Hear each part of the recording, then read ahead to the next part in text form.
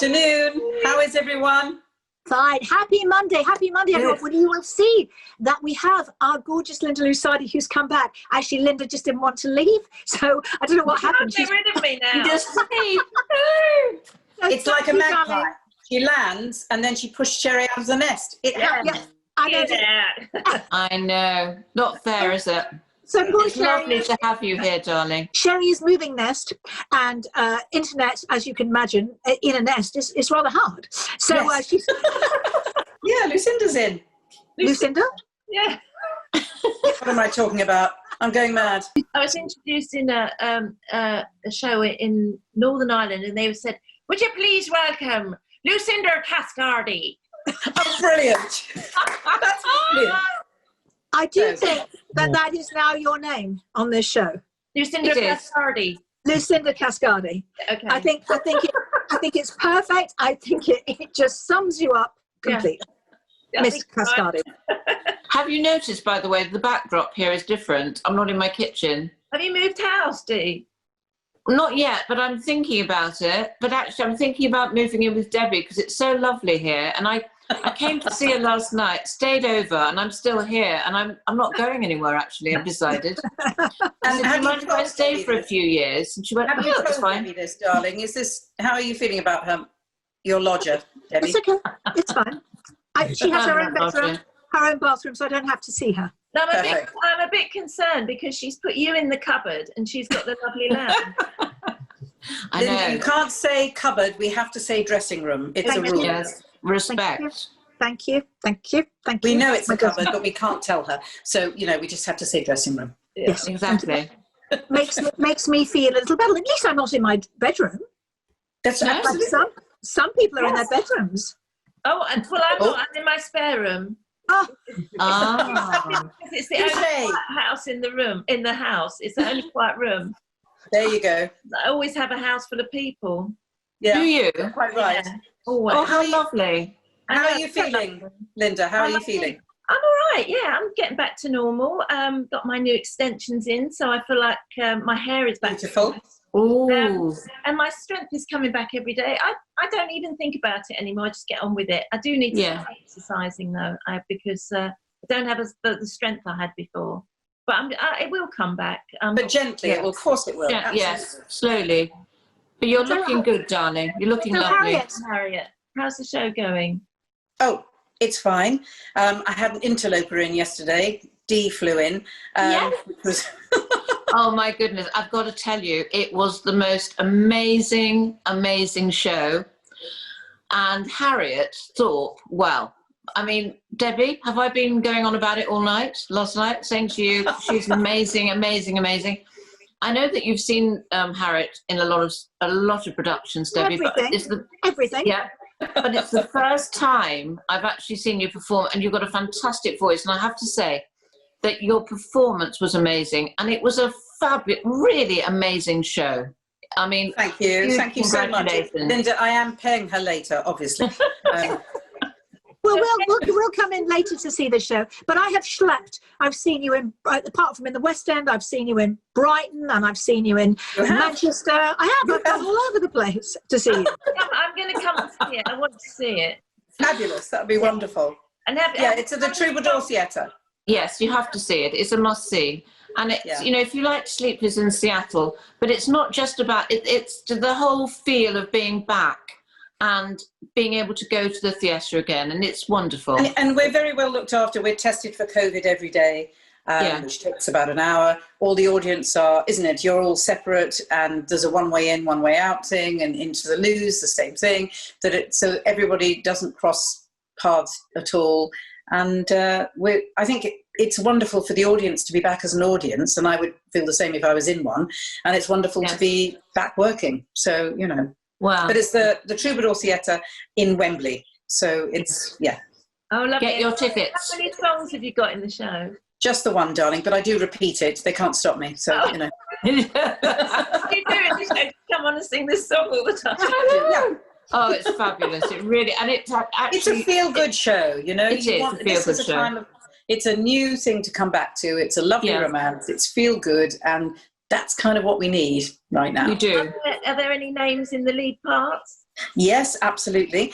There is the wonderful Kimberly Walsh, Right. who is my daughter, which is extraordinary because, you know, I'm not old Younger enough than to her. have a daughter. But you're younger than her. And of course, the brilliant Jay McGuinness is the male lead, and they just have an amazing magic between them. It's such fun. They really do. And all the children we've got playing are brilliant. It's so that you're doing American accents. It's set in, obviously. Oh yeah, it's in set Seattle. Seattle. Then they go to New York, and it's really good. Talking of wonderful things, Yes. our competition has just finished with pavers. So we will be announcing the winner on Wednesday. 3,000 excellent. I think we got. I'm talking of pavers, darling. I'm still absolutely, every time I see your shoes, in fact, I'm stealing those shoes, Debbie. Pavers shoes is what it Pavers is. shoes. Isn't it? I am stealing them. So comfortable, aren't they? Oh, they're not just comfortable, but they look gorgeous. The flat white. I've had loads of. I mean, I'm not a shoe person. You know, she says thousands With of about pairs of 10 shoes. I was going to say, But I do love my pavers little white loafers because they are lots and lots of fun. And everybody says that they love them. But anyway, I am actually quite excited by our guest this week because she's somebody that, you know, normally we this is quite a grown-up subject, I think, to talk about Ayurvedic medicine or Aveda or Aveda or whatever it's called. And it's nothing to do with Ayurvedic. it's nothing to do with your hair. With an ancient medicinal, not cures, but just helping you with your well-being. So we have as our wonderful guest today, teaching us all about Ayurvedic medicine and how it works, is Sunita Passi. Hi, Sunita. Hi, Debbie. Lovely. welcome to the nest. Hey. Hi, everyone. How are you? Very Good. well, How are thank you? you. You look fantastic in orange. Thank you. Well, it's a very spiritual colour. I thought I'll put orange on today. You know. Oh, yes. So what is Perfect. that? What does orange mean then? Well, orange. It's the traditional. If you're in India, if you go to an ashram or a spiritual place, you tend to see the Swami would wear orange, and it connects with energy centres within our body. So it's the deepest core, the most precious, beautiful place of you as a human being, and the colour, that essence, that energy is actually orange. Yes, so I'm wearing it in a bit more of a trendy way, but Ayurvedic medicine is very, very interesting. I know quite a few friends that have been, you know, have taken certain things and done certain things, but tell us about the doshas. Tell us all about it. I mean, basically. yeah, sure, yeah. So it's an ancient traditional Indian health system. It's the oldest health system in the world, so it's believed to be over 5,000 years old, and it's a healing health system. So we're working with the healing properties of plants and many other holistic practices, which include massage to energy points, nutrition, cohesive exercise, which would be yoga, meditation. And the core of all of this is that we are completely individual. It is not one size fits all. And that's where this idea of the doshas comes from. So in its essence, the dosha is your body type or your constitution. And there are actually 3 specific body types in this health system, which are known as Vata, Pitta, Kapha. They're Sanskrit words. Sanskrit is the ancient language of India. Vata means what moves. It's a moving energy. Pitta means what cooks. It's more of a cooking energy, more fire in the body. And Kapha means what sticks. It's more of a cohesive sort of sticking energy. And you will be specifically one. You may be a mixture of the 2. And you may be tridoshic, which is actually where all of the elements sit in equal proportion in you. So Debbie, I think you have looked into your body. Well, I'm apparently a pitta, but I would think, you know, because I was trying to make myself fit into one, but perhaps when I filled the form out, it wasn't doing the right thing. Because there were elements of everything that kind of, you know, sometimes I'm a bit like that, sometimes I'm a bit like that. My skin didn't fit into any of them, in any of the things that I had to fit out, because I don't have sort of warm, oily skin or dry, what's it skin. But I suppose out of most of them, the pitta was more me. So the idea, the sort of the big concept of Ayurveda is that we are a mixture of matter, everything that surrounds us, and antimatter. So matter being all of the elements, so space, air, fire, water, earth. And all of these elements exist within us as well. So when we look at Pitta, Pitta is predominantly the fire and the water elements. So, having not sitting with you, in the same space as you, just having a look at your body type, your hair, your skin, your eyes, I can see there is, you've got a strong Pitta constitution. And Pitta it tends to be more of a medium frame if we look at what the qualities are. Skin tends to be it can be a bit more oily because there's more water in that constitution. We tend to see very bright eyes, very strong eyes because of that fire element. Strong voice. So Pittas have a very strong voice. They're very confident speakers. They're great actors. They're amazing presenters. This is the energy of Pitta constitution. Yeah. So that's fascinating. That's really fascinating. I think I'm just Haagen-Dazs energy, but we'll leave that for another. Linda, what were you going to say, Linda? I was going to say, Sunita, lovely to meet you first of all. But there's a lot of people like me that have been through COVID and they're going through depression and their bodies aren't at their best at the moment at all. Is there any advice that something simple that they can do just to give them a perk up and help their mental health a little bit when there's so much depression around at the moment? Yeah, so really what we want to do is so we are completely in control of our health. So that's one thing I wanted to say first, that it's important that we do actually take more responsibility for our health because it's overwhelming. We're all very overwhelmed with all the information we're receiving every day. It's affecting all of us on not just a national scale, on a global scale. So some of the core tools that you can learn from the Ayurvedic system are really bringing your energy back to you. So meditating. So really spending 20 minutes every day focusing on the breath, going inward, focusing on the breath. What that does is it really helps cleanse all of the kind of, the stress, the anxiety, maybe even some of the toxic emotions that you might be feeling. So we can go really into great space like that. We can draw our breath in slowly.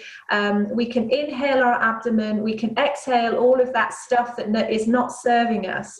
And just slowly bring ourselves back to some level of balance. Can I just ask, when you're doing this breathing, what are you supposed to be thinking about? Because I tried this and then I'm going, I must go to the Tesco's because I haven't got anything to, and I can't relax enough to, and then I'm thinking, I'm controlling my breathing instead of listening to it. And I just end up in a worse state. Yeah, Linda, it's completely normal because our mind is like a monkey mind. So it's as human beings, we naturally attach ourselves to everything that's going on outside us externally. So don't be hard on yourself. It's not about going into this space and thinking, I've got to get sort of rid of all this clutter, all of this noise. It's not at all that.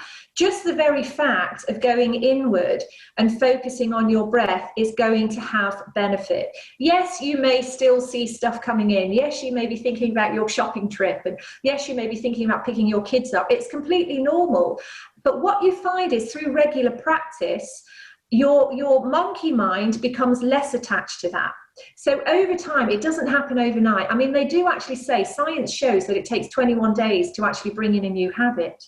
And I would agree with that. I've seen that with my clients. I've seen that in my practice. I've seen that with the students that I teach. That actually the first week, the first couple of weeks are still intense. We've still got all of that information coming in. But slowly, as we commit to the practice, that's when you really start to feel the benefits. That's when you start to feel the transformation. And that's when you start to actually realize that your mind is becoming quieter, that actually you're taking enjoyment out of simple pleasures. The things that you were reacting to before, you're less reactive to. So there's less noise, there's less clutter. But Sunita, is it that you're saying, what I heard you say also, is it's completely individual for everybody? You said it's not a panacea of this is what you do. Everyone has their own journey, which is so refreshing, really. And because otherwise we feel we've got to adhere or get something right, and it's not. What I wanted to ask you is, what's your history? What's your family history? How did you arrive at doing all this? What started this for you? So my history, my professional career, I started off life as a journalist. I trained as a journalist. I then did a master's in investigative journalism at Nottingham Trent Uni. I then became a business journalist and travelled for many years abroad. So I worked for a news agency. We jumped into the country, compile a business report. Absolutely fantastic. Had a whale of a time, living in amazing cities. Through that, I started to get quite burnt out because everything was external. It was all about the external experiences and what I found was that actually then I started, this is way before sort of yoga was even trendy in the West. I started taking yoga classes in Holland, in Amsterdam, and I was going to these really cool guys, and their class just really responded with me. They brought in incense, they brought in heat. I started to just resonate and feel more relaxed, feel better. So I thought, actually, I found something that really worked for me. Was it in your family? Yeah. So then my grandfather he's no longer with us, but he was an Ayurvedic doctor. So this reconnected me back to family history. Yeah. I then started to sort of ask my dad all these questions, and he said, "Oh, absolutely." He had his. When I was 7 when I first went to India, and then I remembered I actually was in his clinic, while he had this queue of patients queuing up for his herbs and his remedies. So all of those memories. So it's all linked, really, isn't it? To Dee, yeah. Yes. It is a full circle. That's incredible. Because, I have to tell you, Sunita, I'm somebody who meditates. And I know what you said, because at first, you can only do it for like 2 seconds. And then after a few months, you're doing an hour, and an hour just goes so quickly. You were saying about her book. Book. Yeah. So the book.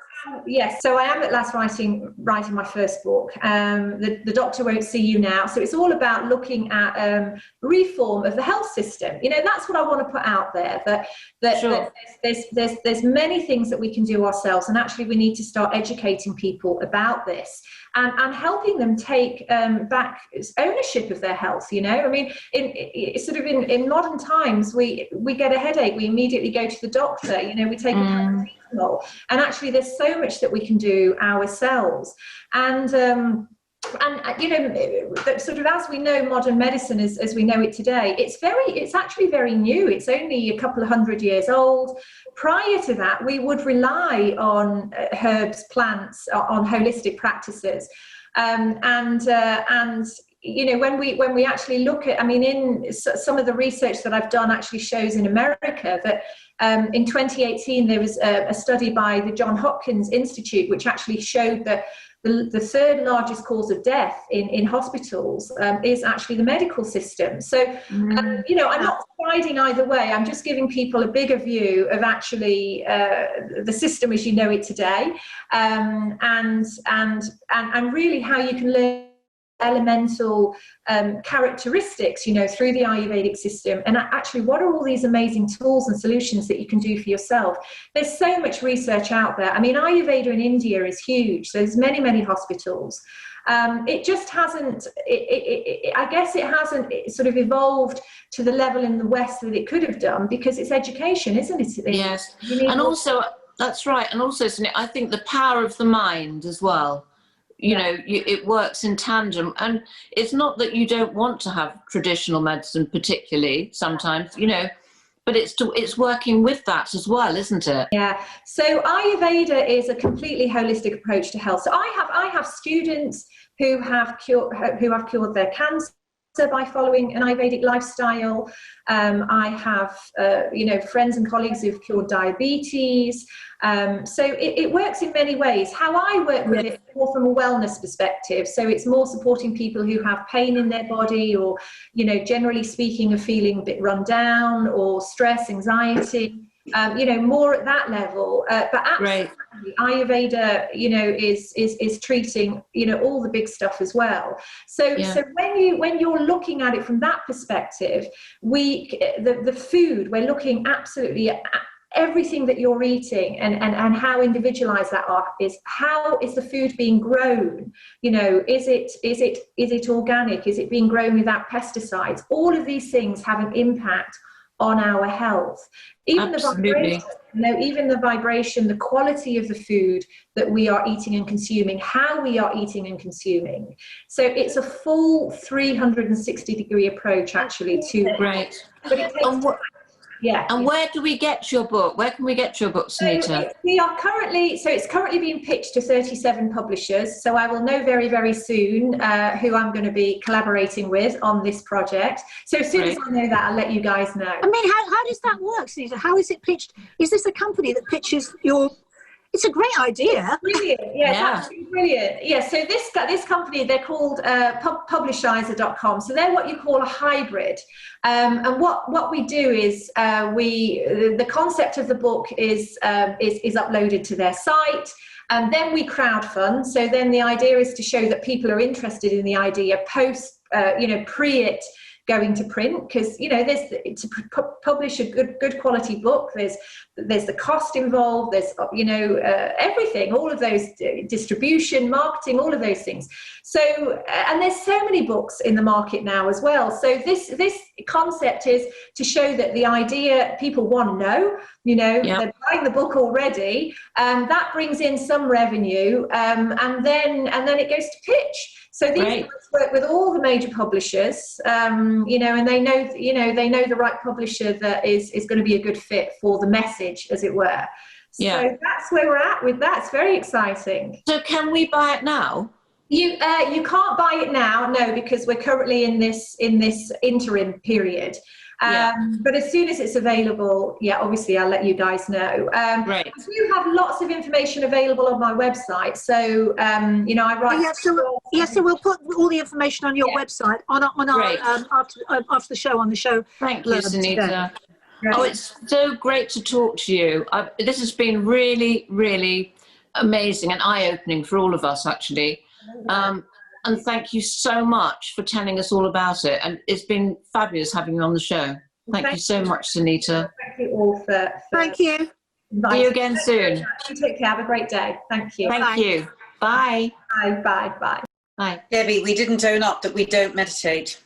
I was waiting At for least that, you've actually. tried, Linda. That's impressive. Debbie and I and Sherry also we don't do it. I just end up thinking about something else, and if Sam's doing it and he's gone off in somewhere in his head, and I'm sitting there thinking, oh, well, I don't know how to do this. I just don't. I think what's important is, it's horses for courses, and that will move some people, and other people are going to want traditional medicine. But what's wonderful is hearing the diversity of choice that we have. And there isn't one way to do anything. It's your choice. And I think that's the important thing. And you can combine it too. You can do both or all of it.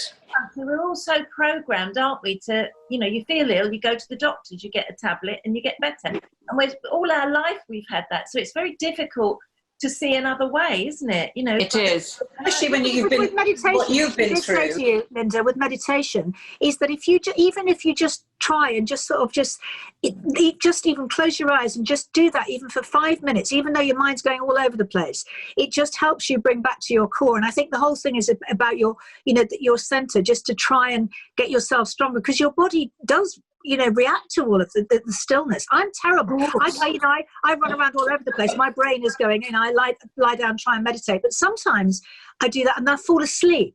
And apparently that's really good. Apparently it's good, because it means that you are connecting somewhere, even if it is just with sleep. Oh, goodness. So sleep is a great healer. Traditional medicine saved you, so it took you into hospital and saved you. So I think there's a balance, isn't there, as what Dee said. It's so exactly a balance. It's not one thing or another, it's all of it. I've got who said that, who's into all this sort of stuff, and he said every day you should stand on the earth, like on your grass with bare feet for 5 minutes. Have a cup of tea or whatever. He said that because of the electricity in the earth and your body and everything, you have to ground yourself every day. That's right. That's a lovely idea in the summer. I'm not sure about a muddy midwinter.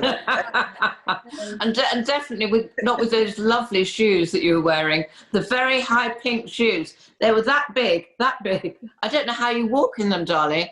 I used to think that Harriet was much taller than she was. And then one day, for some reason, I don't know where we were, running around, she said, I've got to take my shoes off. And she, whoosh, I went, Harriet? Oh, height. I know. I'm 5'4", but I'm known as 5'8". I think normally a 4-inch heel is normal. My children wouldn't recognise me without them. So it's important. Amazing. They look fabulous. They look fabulous. Thank you. Linda, do you still wear very high shoes? No, I'm old now. I only wear when I have to. Please. Yeah. How tall are you, Linda? I can't, honestly. I'll tell you. How tall are you? I'm about 5'3".